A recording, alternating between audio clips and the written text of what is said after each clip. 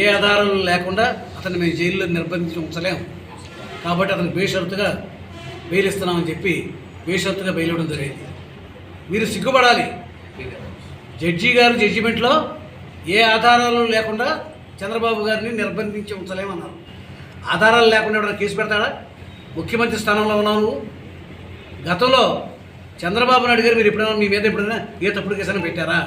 మిమ్మల్ని ఎప్పుడైనా జైల్లో పెట్టి ప్రయత్నం చేశారా? ఇవాళ అధికారం చేతిలో ఉంది కదా అని చెప్పి నియంతలాగా వ్యవహరిస్తున్నామన్నావు. ఇవాళ మళ్ళీ లోకేష్ బాబు శంకారామం అనే యాత్ర మొదలుపెట్టారు, పాదయాత్ర. అన్ని నియోజకవర్గాలు కూడా సుమారుగా 120 నియోజకవర్గాలు 40-50 రోజుల్లో కంప్లీట్ చేయాలనేది టార్గెట్. రోజుకు 2-3 నియోజకవర్గాలు టచ్ చేయడం జరుగుతుంది. ముఖ్యంగా నీ యొక్క నియంతృత్వ పరిపాలన రాష్ట్రం నీ హయాంలో ఎంత నాశనం అయిపోయింది. ఇవాళ రోజున అవినీతి ఈ రాష్ట్రం అంతా కూడా విశృంఖంగా విజృంభించిపోయింది. ఇవాళ ప్రతి మంత్రి, ప్రతి ఎమ్మెల్యే కూడా వేల కోట్ల రూపాయలు, వందల కోట్ల రూపాయలు దోపిడీ చేశారు. ఈ రాష్ట్రంలో అభివృద్ధి అనేది లేదు. పోలవరం నిర్మాణం అలాగే ఆగిపోయింది. రాజధాని నిర్మాణం ఊసే లేదు.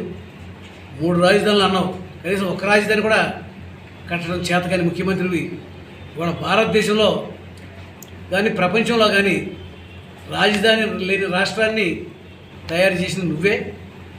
చంద్రబాబు నాయుడు గారి హయాంలో రాష్ట్రం ఎంతో పారిశ్రామికంగా అభివృద్ధి చెంది అనేక నిరుద్యోగ యువతలకి మరి ఉద్యోగ అవకాశాలు లభించడం జరిగింది. మరి పారిశ్రామికవేత్తలంతా కూడా రాష్ట్రానికి రావడానికి మొగ్గు చూపారు.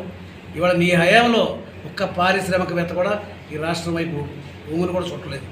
కారణం ఏంటంటే ఇక్కడ పరిశ్రమలు పెట్టాలంటే నీకు నీ ఎమ్మెల్యేలకి ముడుపులు చెల్లించాలా.